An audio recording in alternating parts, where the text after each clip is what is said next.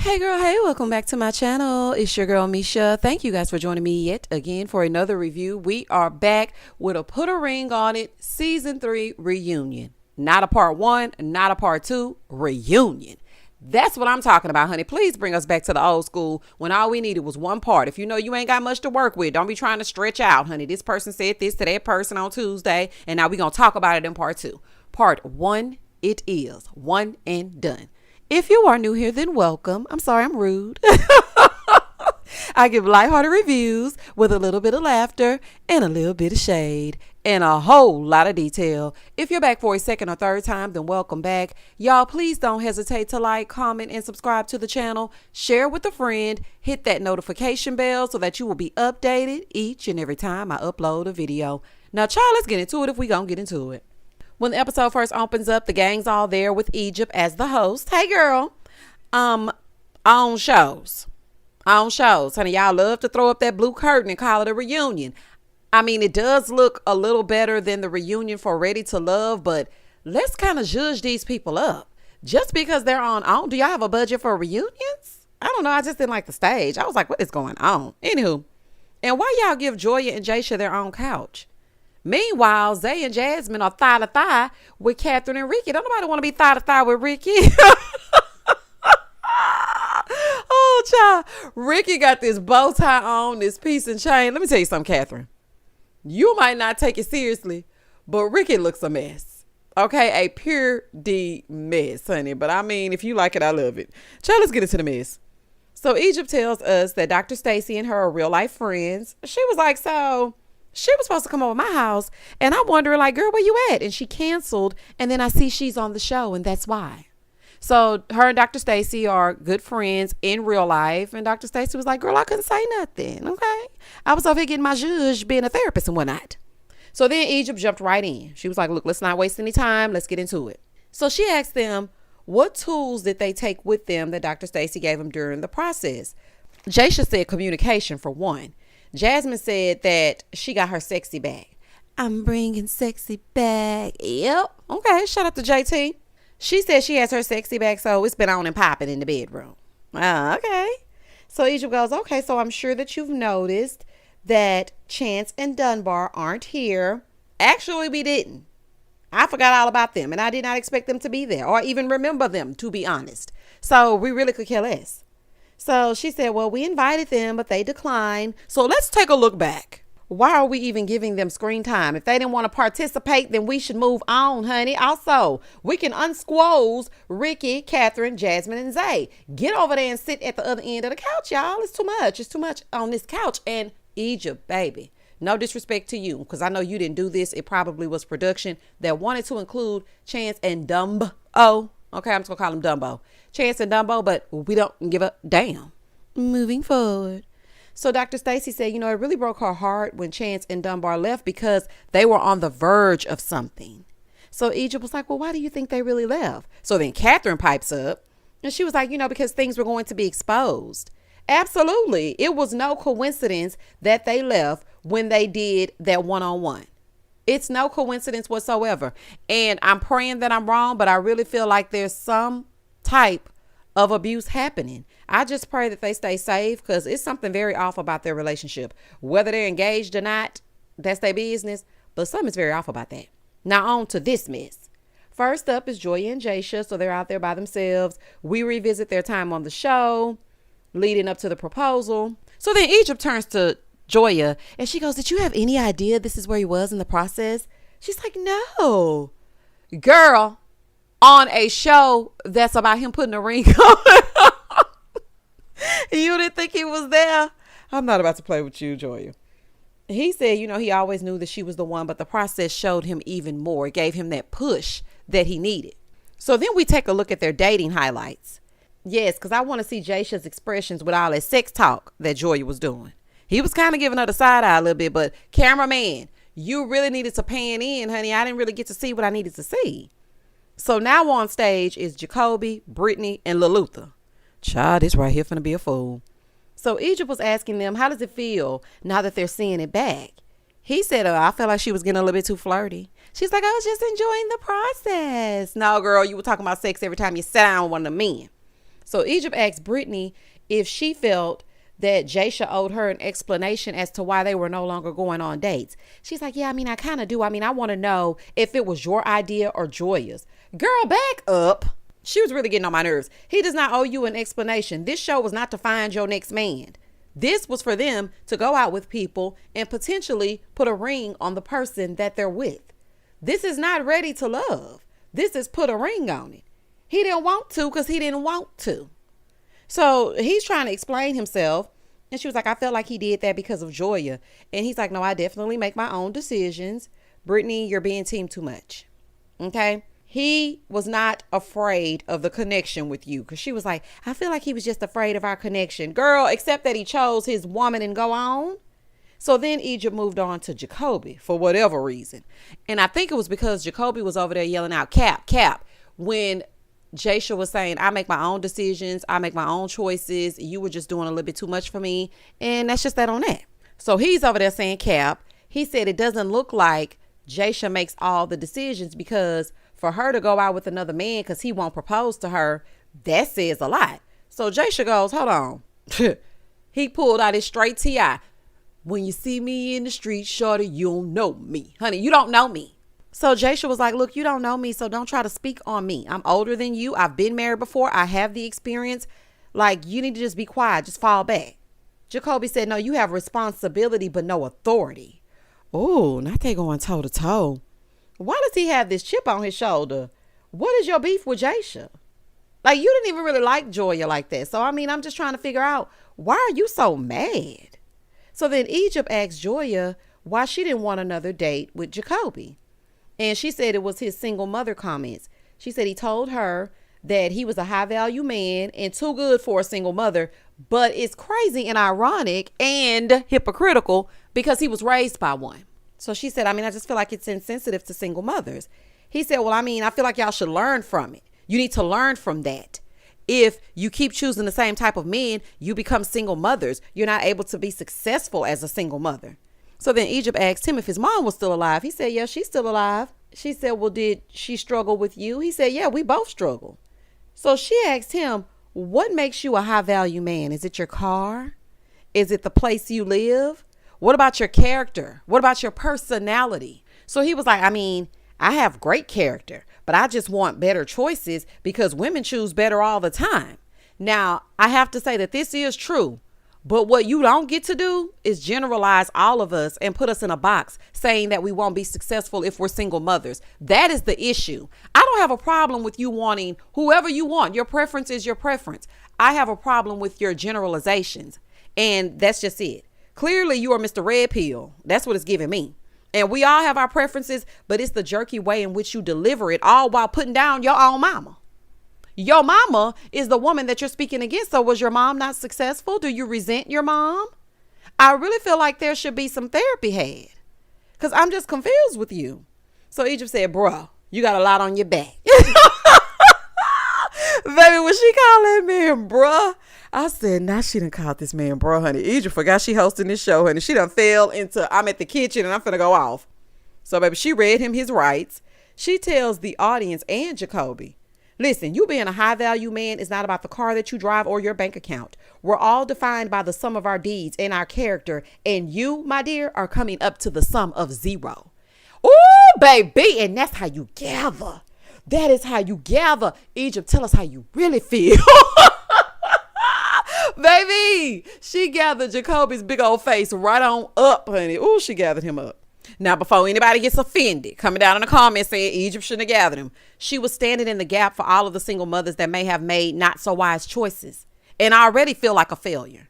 You don't get to generalize everybody and just say whatever it is the hell you want to say. We don't need a Jacoby Samuels making it worse. Okay. Some people are already internalizing things because they are single mothers. And sometimes you do get married and still end up a single mother. Sometimes you're a single mother in your marriage. So Jacoby really needs to be quiet. You can have your preference, but don't deliver it in a way that's hurtful. And that is why I think she was reading him his rights. Because I know people are like, well, Egypt, I feel like it's his preference. I mean, let him say his preference. That is okay. It is all in your delivery. And that's just that on that. So after gathering him right on up, we moved on, moving forward. And let's move on to Lil Luther. So she asked if Joya would date Luther if she weren't with Jasha. She said, yeah, I would love to hang out. I think he's a very nice person. She said he was very genuine. And he said, if you listen to women, they will tell you what they're looking for and you can figure out how to give it to them or not. I know that's right. So Egypt asked if everyone was single. Jacoby said yes. She said, oh, well, we know why. Okay, now listen, as a host, you do have to stay neutral. So I did think that was a bit much. Like, I feel like that was just pushing it just a tad because he was sitting there in silence. So you really didn't have to revisit, is everybody single? And then if he did say he was single, you could simply say, well, I hope you find the preference that you're looking for, or something along those lines. But saying, oh, well, we know why.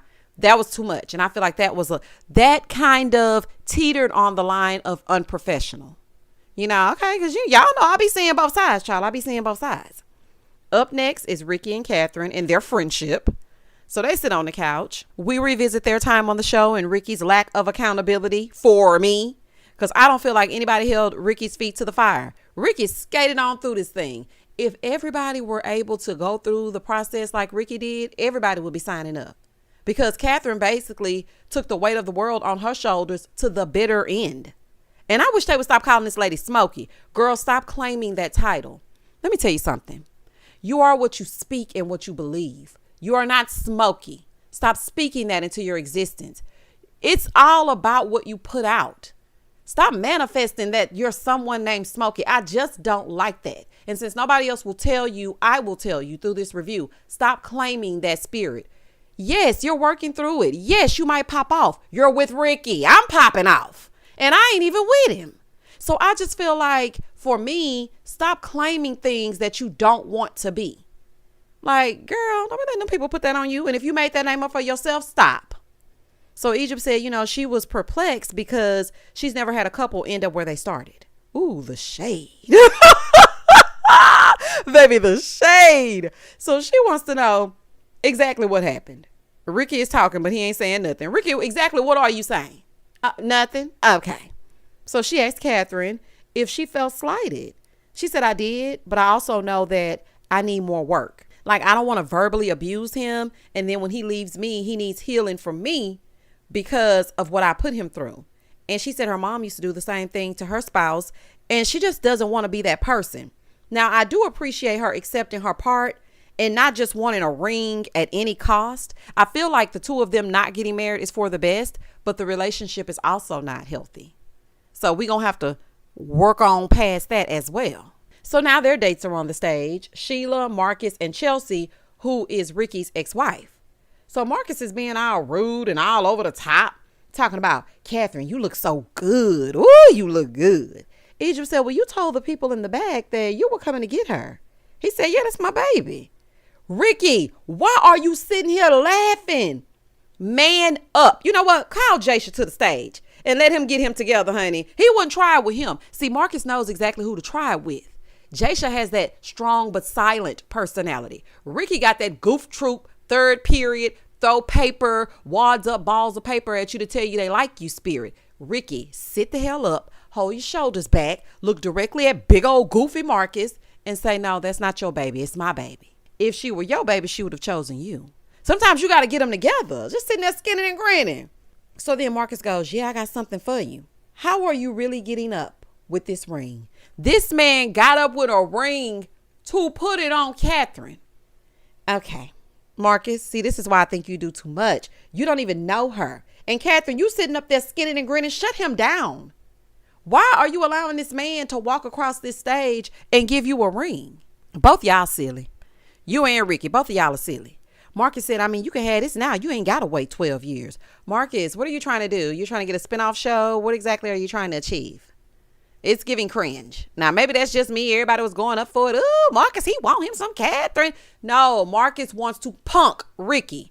And that's exactly what he's doing. Ricky, you and this people pleasing stuff that you got going on, you need to get yourself together. So Ricky is sitting there and he's like, well, I mean, people have said worse to me. Now, I'm not saying you have to beat your chest, but at least set the man straight. Get him together. He said, Catherine told me that, Ricky was awful in the bedroom, wasn't putting it down, wasn't doing this, wasn't doing that. So Sheila looks at Catherine. That's the one with the pink braids, the one that wears the outlandish outfits. She looks at Catherine and she says to Catherine, Obviously, you don't care about Ricky or you don't want him, because if it were my man, I would not let anybody talk to him like that. Catherine said, well, when men are talking, you need to fall back. So now they're going back and forth and back. Let me tell you something. I have to agree with Sheila in this moment. I am not going to let you disrespect my man. I chose him. That's it. There's no other discussion that needs to be had. You were a dater. Okay? You came in because they paid you a stipend to go on a date with me. Now your time is up. Thank you for your services. Don't come up here causing no mess. Go sit down, sir. So then Egypt asked Chelsea, what did you think about that? She said, oh, no comment. Catherine goes, yeah, just sit there and be pretty. Oh, child, this is a mess. Catherine, why are you piping up on Chelsea? Why are you mad at her? I'm not understanding your strife. Why are you mad at Chelsea? What did she do? So Chelsea said, I feel like Ricky will stand up for himself when he wants to and when he needs to. Catherine, listen to her. She's speaking directly to you, honey. She is telling you in no uncertain terms right here that he doesn't care enough to even speak up when it comes to you. Really and truly, you could leave with Marcus and he wouldn't care. You need to let his arm go and this relationship go. But I know you ain't, honey, so I'm just going to keep on talking to you through this review. And I'm glad it's only one part, so I ain't never got to revisit it again. Moving forward. So they all leave the stage, right? And she talks to Chelsea about their co-parenting relationship. So Chelsea wants her to know that basically she's not going anywhere because they were friends, they were parents, and they were spouses, and they were husband and wife. So there's nothing that can come in between the two. So Catherine was like, you know, I understand that, but I don't want y'all to just skate on past the fact that I had a complaint about the boundaries. That's what it was about. It wasn't about her. It was about the boundaries. So they let it be known they aren't spending the night anymore. Because Catherine wants to hold on to Ricky. She says she understood. Catherine, you don't understand. You still mad. I could tell you were still mad when as soon as she spoke, you just sit over there and be pretty. That just gave me, sit your $5 down before I make change. Catherine, you are not over it. It's looking like a lie. Moving forward. Ma'am, Ricky got you and Chelsea as his friends, okay? Because she said she was his best friend too. You his best friend, she his best friend, and he just sitting in the middle, just taking it all in. He has the best of both worlds. Girl, cut your losses. Just let it go. So Egypt explains to Catherine that she needs to get on board because there are plenty of children that don't have both their parents because of co-parenting situations. And Ricky is actually doing something great. Chelsea did say that he was a great father. So I do commend you for that, Ricky, because that's something to be applauded. So I'm not going to take that from you and your plats. I'm happy that you are a good daddy. But Catherine, you need to figure it out. All y'all do. Y'all really need to figure it out.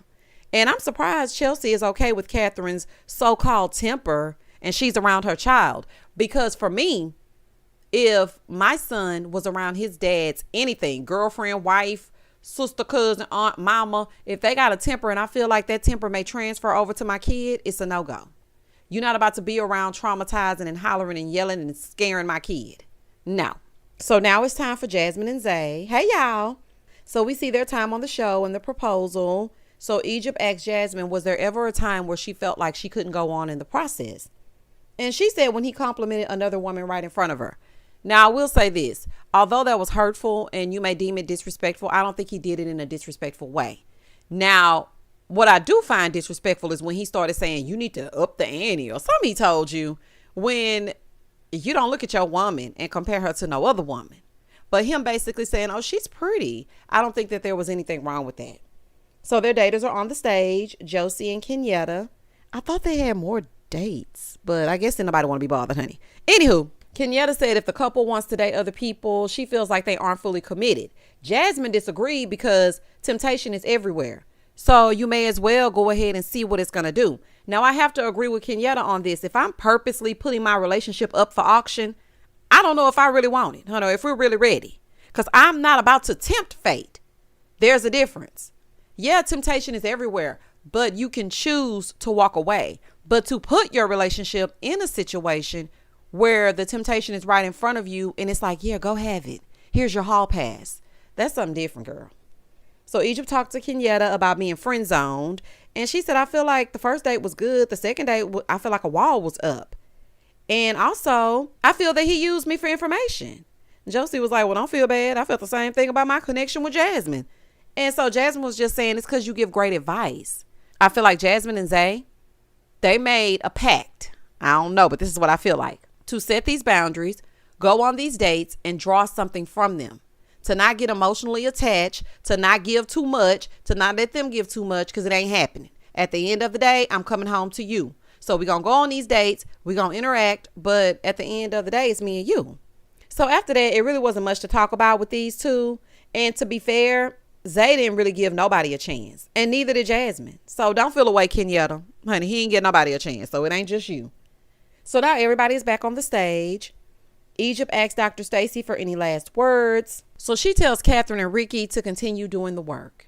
Dr. Stacy just wants an invite to Joya and Jaisha's wedding. And Egypt asks Jasmine and Zay what their date is. And Jasmine said Valentine's Day. Now, I'm guessing that when they filmed this, it was very close to Valentine's Day. Because everybody was like, dang, girl, are you pregnant? It's giving shotgun. Why are you getting married so quickly? So Dr. Stacy tells Zay, he's an amazing man. She's so proud of him because he's a special kind of man. She loves the way that he honors Jasmine, the way that he loves her. Dr. Stacy, okay, I hear you. And you're getting all emotional and whatnot. I didn't know that Zay was teacher's pet. But what about that friend? What about your friends? Like, we want to know. Like, yeah, I like that he loves her or whatnot. But I don't know about the way that he loves her. Because if the way that he loves her is any indication as it relates to that friend, I want to know what happened with the friend. If the friend is gone, then speak your speech. But other than that, honey, And that was the end of the reunion. A good first season, Dr. Stacy. I thought you did great. I know people want Dr. Ponytail back. Shout out to Dr. Nicole.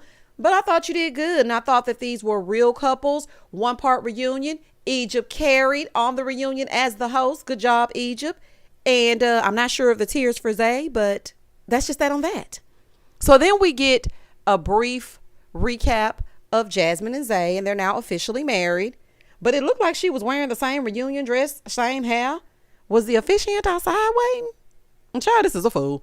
Congratulations. Good luck and Godspeed. Y'all comment down below and tell me exactly what you thought about the reunion for Put a Ring on It. I love just saying the reunion because that's it. So next Friday, there will only be the Bell Collective. I need y'all to really embrace the Bell Collective's review. Just stop by there for 30 seconds, honey. Just listen to me say, when the episode first opens up and scene, you could be gone. But I need y'all to support that review. I will catch y'all later. Please don't hesitate to like, comment, and subscribe to the channel. And as always, stay safe, stay blessed, spread love, not germs. Peace.